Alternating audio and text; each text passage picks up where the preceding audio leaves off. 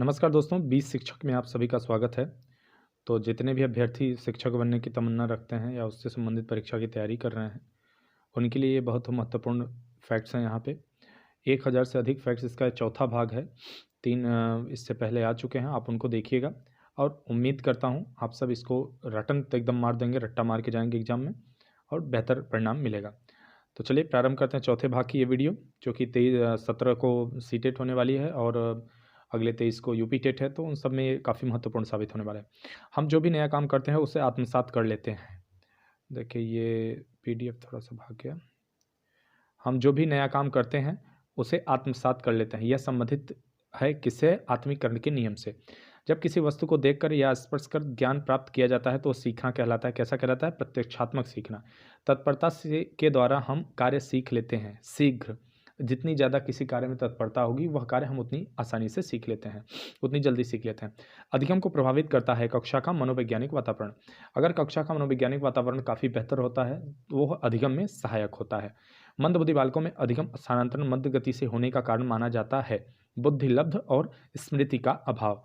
ठीक है, तो इसका माना जाता है कि वो मंदबुद्धि है। अधिगम स्थानांतरण के लिए शिक्षक द्वारा छात्रों को प्रशिक्षण देना चाहिए पृथक रूप से। शिक्षक को उचित स्थानांतरण के लिए सर्वप्रथम जागृत करना चाहिए छात्रों को पूर्व ज्ञान को एवं छात्रों के पूर्व अनुभवों को।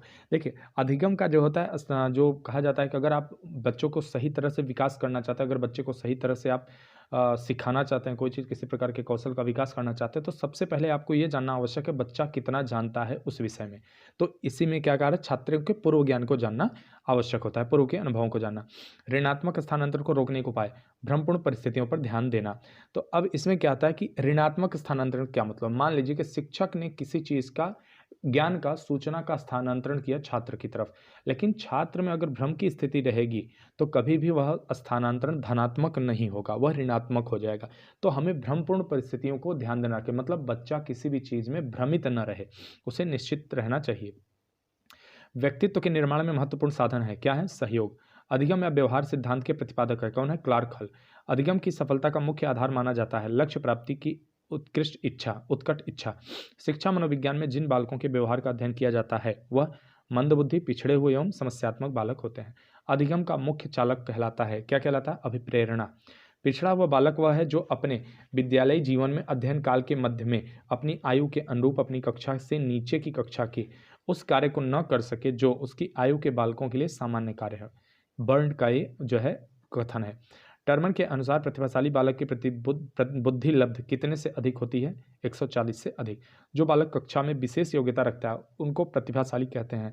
यह कथन किसका है? डीवी का। चोरी व झूठ व क्रोध करने वाला बालक समस्यात्मक बालक है। जिस बालक की शैक्षिक लब्धि 85 से कम होती है उसे पिछड़ा बालक कहा जा सकता है। यह कथन किसका है? बर्ट का। जिस बालक की बुद्धि लब्ध 70 से कम होती है उनको मंद बुद्धि बालक कहते हैं। यह कथन किसका है? क्रो एंड क्रो का।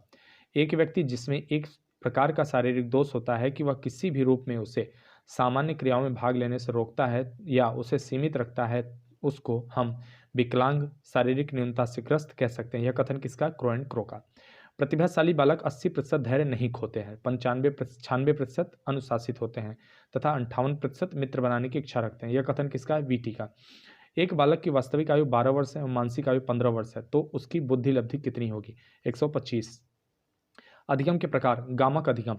प्रारंभिक कक्षाओं में सीखने की जिन विधियों को महत्व दिया जाता है वह है करके सीखने पर। बाल्यावस्था का समय है 5 से 12 वर्ष तक का। बाल्यावस्था की प्रमुख मनोवैज्ञानिक विशेषता क्या है? सामूहिकता की भावना। बाल्यावस्था में सामान्यतः बालक का व्यक्तित्व होता है बहिर्मुखी व्यक्तित्व। बाल्यावस्था में शिक्षा का स्वरूप होना चाहिए सामूहिक खेलों एवं रचनात्मक कार्यों के माध्यम से शिक्षा दी जानी चाहिए। मानव की बुद्धि एवं विकास की प्रक्रियात्मक नियम में से किस सिद्धांत का पर आधारित है? विकास की दिशा का सिद्धांत, परस्पर संबंध का सिद्धांत, व्यक्तिगत भिन्नताओं का सिद्धांत। बालक की अभिवृद्धि जैविक नियमों के अनुसार होती है। कथन किसका है? हर्लॉक का। निम्न में कौन सा कारक व्यक्ति का वृद्धि या विकास को प्रभावित करता है? ग्रीन का। पर्यावरण बाहरी वस्तु है जो हमें प्रभावित करती है। विचार किसका है? रॉस का। बुद्धि लब्धि के लिए विशिष्ट श्रेय किस वैज्ञानिक को दिया जाता है? सटन को दिया जाता है। शैशवावस्था को जीवन का सर्वाधिक महत्वपूर्ण काल क्यों कहा जाता है? क्यों कहा जाए? यह अवस्था वह है आधार है जिस पर बालक के भावी जीवन का निर्माण होता है। जैसे जैसे बालक की आयु का विकास होता है वैसे वैसे उसके सीखने का क्रम निम्नलिखित ओर चलता है, सूझबूझ की ओर। निम्न में से कौन सा कथन सही नहीं है? विकास का संख्यात्मक। अब ये निम्न में से कौन सा कथन सही नहीं है? वृद्धि विकास को प्रभावित करती है। वृद्धि जो है विकास को प्रभावित करती है, ये सही है एक्चुअली। ठीक है। जिस आयु में बालक की मानसिक योग्यता का लगभग पूर्ण विकास हो जाता है वह कौन सी आयु होती है? 14 वर्ष तक की आयु। मस्तिष्क द्वारा अपनी स्वयं की क्रियाओं का निरीक्षण किया जाता है आत्मनिरीक्षण विधि द्वारा। विकासात्मक पद्धति को कहते हैं उत्पत्ति मूलक विधि। प्रयोगात्मक विधि में सामना नहीं करना पड़ता चुनाव।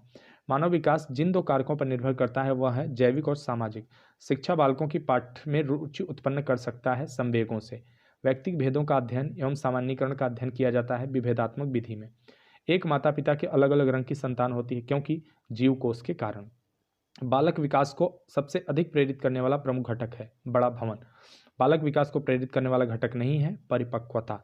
वातावरण के अंतर्गत आते हैं हवा, प्रकाश, जल इत्यादि। विकास के परिणाम स्वरूप व्यक्ति में नवीन विशेषताएं, नवीन प्रतियोगिताएं प्रकट होती हैं। यह कथन किसका है? हेरलॉक का। शैक्षिक दृष्टि से बालक विकास की अवस्थाएं शैशवावस्था, बाल्यावस्था, किशोरावस्था। स्किनर का मानना है विकास के स्वरूपों में व्यापक व्यक्तिगत भिन्नताएं होती हैं। विचार विकास के किस सिद्धांत के संदर्भ में है? व्यक्तिगत भिन्नता के सिद्धांत का। मनोविश्लेषणवाद के जनक थे फ्रॉयड। मुझे बालक दे दीजिए, आप उसे जैसा बनाना चाहते हो मैं उसे वैसा बना दूंगा। यह कथन किसका है? वाटसन का। सिगमंड फ्रायड के अनुसार निम्न में से 3 स्थितियां चेतन, अर्धचेतन, अचेतन, ये इन्होंने मनोविश्लेषणवाद थे तो इन्होंने मस्तिष्क की 3 अवस्थाओं का वर्णन किया है। इड, ईगो, सुपर ईगो को मानव की संरचना का अभिन्न भाग मानता है। कौन मानता है? फ्रायड। केवल 2 प्रकार की मूल प्रवृत्ति हैं, मृत्यु और जीवन। यह फ्रायड का कथन है। रुचियों और मूल प्रवृत्तियों और स्वाभाविक संवेगों का स्वस्थ विकास हो सकता है यदि वातावरण जिसमें वह रहता है स्वस्थ हो। तो सीधी सी बात है, स्वस्थ वातावरण में स्वस्थ मस्तिष्क, स्वस्थ शारीरिक विकास ही संभव है। मूल प्रवृत्ति की प्रमुख विशेषता पाई जाती है समस्त प्राणियों में पाई जाती है। यह जन्मजात एवं प्रकृति प्रदत्त होती है। व्यक्ति के स्वाभाविक विकास को कहते हैं अभिवृद्धि। विकास का अभिप्राय वह प्रक्रिया जिसमें बालक परिपक्वता की ओर बढ़ता है। संवेग शरीर की वह जटिल दशा है जिसमें श्वास, नाड़ी तंत्र, ग्रंथि, मानसिक स्थिति, उत्तेजना, अवबोधन आदि अनुभूति पर प्रभाव पड़ता है तथा पेशियां निर्दिष्ट व्यवहार करने लगती हैं। यह कथन किसका है? ग्रीन का। वातावरण में सब बाह्य तत्व आ जाते हैं जिन्होंने व्यक्ति को आरंभ करने के समय में प्रभावित किया। परिभाषा किसकी? वुडवर्थ की। विकास के परिणाम स्वरूप व्यक्ति में नवीन विशेषताएं, नवीन योग्यताएं प्रकट होती हैं। यह कथन किसका है? हरलॉक का। शैक्षिक दृष्टि से बालक के विकास की अवस्थाएं हैं शैशवावस्था, बाल्यावस्था, किशोरावस्था। शैशवावस्था की प्रमुख मनोवैज्ञानिक विशेषता क्या है? मूल प्रवृत्त्यात्मक व्यवहार।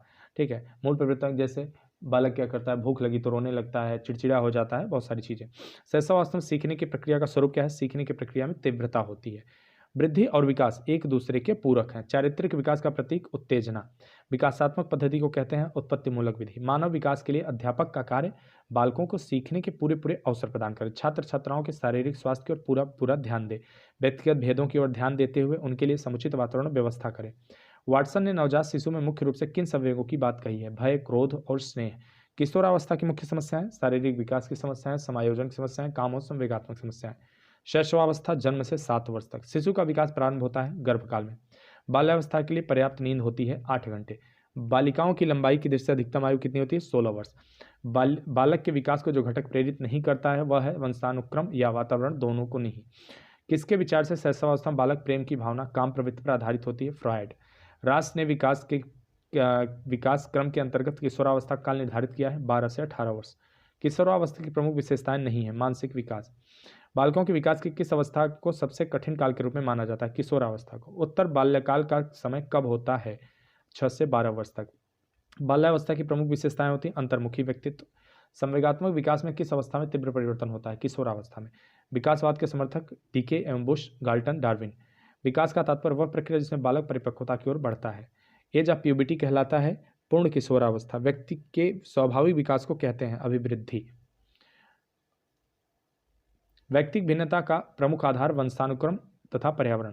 व्यक्तिक भिन्नता का कारण वंशानुक्रम। निम्नलिखित कारण व्यक्तिगत भेद के हैं सिवाय शिक्षा व्यवस्था। व्यक्तिगत भेद के कारण वंशानुक्रम और वातावरण। व्यक्तिगत भेद का कारण नहीं है जनसंख्या वृद्धि। व्यक्तिगत विभिन्नता में संपूर्ण व्यक्तित्व का कोई भी ऐसा पहलू सम्मिलित हो सकता है जिसका माप किया जा सकता है। कथन किसका है? स्किनर का। अन्य बालकों की भिन्नताओं में मुख्य कारणों को प्रेरणा, बुद्धि, परिपक्वता, पर्यावरण संबंधी उद्दीपन की विभिन्नताओं द्वारा व्यक्त किया जा सकता है। यह कथन किसका है? गैरिसन अन्य का। विद्यालय का यह कर्तव्य है कि प्रत्येक बालक के लिए उपयुक्त शिक्षा की व्यवस्था करे, भले ही वह अन्य सब बालकों से कितना ही भिन्न क्यों न हो। कथन किसका है? क्रो एंड क्रो का। असामान्य व्यक्तित्व वाले बालक होते हैं प्रतिभाशाली। भय अनेक बालकों की झूठी बातों का मूल कारण है। कथन किसका है? मनोवैज्ञानिक का, स्ट्रैंग का। प्रतिभाशाली बालकों की बुद्धि लब्ध होती है 130 से अधिक। पिछड़े बालक वे हैं जो किसी बात को बार बार समझाने पर भी नहीं समझते हैं। तो ये हमारी वीडियो यहाँ पे समाप्त हो रही है बाल विकास और शिक्षा शास्त्र पे। आपको और भी कुछ वीडियो मिलेगी यूपी टेट के पहले, सी टेट का इससे पहले अभी कुछ नहीं मिल सकता क्योंकि समय बहुत कम है, सामग्री नहीं तैयार की जा सकती। लेकिन यूपी टेट 23 को है, उससे पहले आपको कुछ न कुछ यहाँ पे सामग्री मिलती रहेगी। सब्सक्राइब रहिए, शेयर करिए और ज़्यादा से ज़्यादा देखते रहिए। धन्यवाद।